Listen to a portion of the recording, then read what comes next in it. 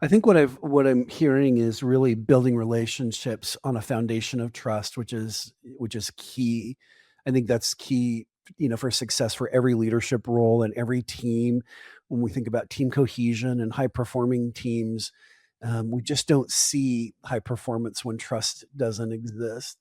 It also sounds like there's a little bit of a conflict management standard that you're applying here.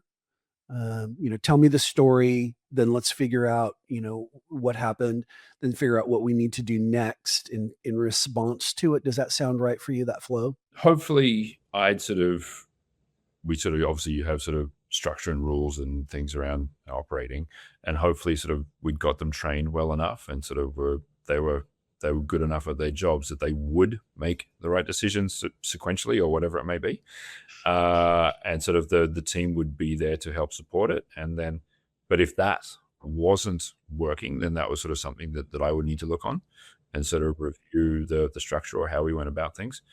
I pulled a lot of the leadership that I had in, again, like you said, those intimate sort of environments, and who knows why people walk into a bar, right? So you've got to have that sort of soft touch.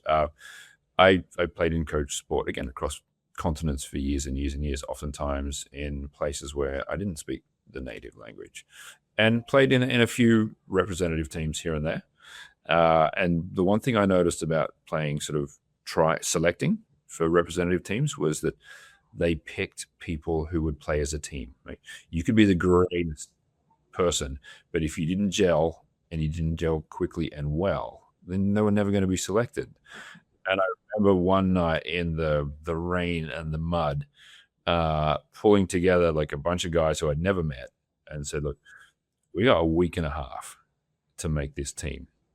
And they're not going to pick individuals. They're going to want to pick guys who can play as a team. And I think this is the style that they want to play. So if we do it like this, they're going to pick all of us. Of course, they know they've only got another 2 weeks to have us gel before the big matches are. So if we can play as a team sooner, then it's more likely that we will get that lovely blue jersey and sort of the tracksuits and all the cool stuff that you get when you make rep teams." And so I brought that philosophy across too, to try and build teams as well and as quickly as I could.